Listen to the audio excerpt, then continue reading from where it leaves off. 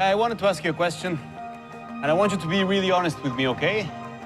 How does the orchestra feel about me? They think that you're crazy. How did you and Roman acquire the project, and then what did you do to bring Paul on board? Many, many, many years ago, before the memoir came out, it was on its way out. I read a review of it, and I just remember thinking, wow, I would love to watch this book. Sometimes my mom, growing up here in LA, would take us to go see the LA Philharmonic, and I didn't like those days in particular. We didn't go very often, but when we did, I didn't like the experience of it. But then, of course, when the music would start, it was the most beautiful thing, in the world. But the world was always at a distance. And I think when I read that review, and then subsequently the book, it did go, oh, these are just people. And this isn't so highbrow.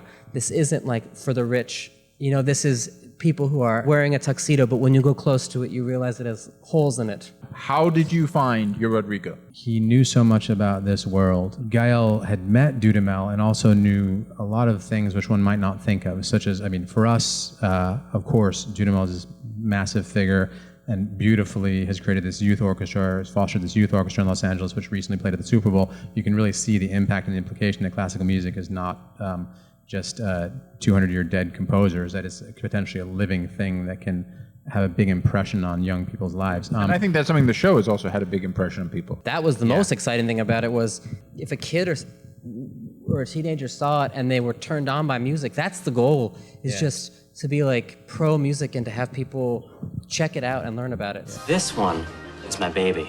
Tap it as softly as you can. Okay. Nothing resonates like rhinoceros foreskin.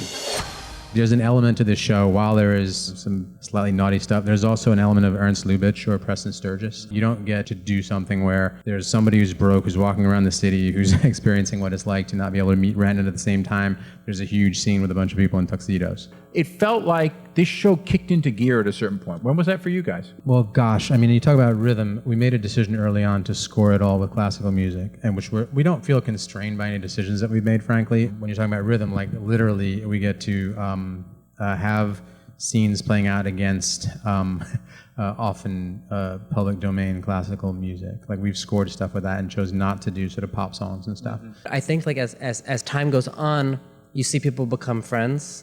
And I think that makes it, for me, like that's like when the groove starts to happen. It's just like in the middle of our first season, Bernadette Peters and Saffron Burrows, they were in this very hot, kind of uncomfortable space and doing this scene. And they called for a break, and it was going to be a 30-minute break, and they just sat there and kept talking. They didn't get up and leave. That's a nice feeling for me, because I feel like they're becoming friends. And that's like, to me, when things find a rhythm, like is when the actors find the rhythm.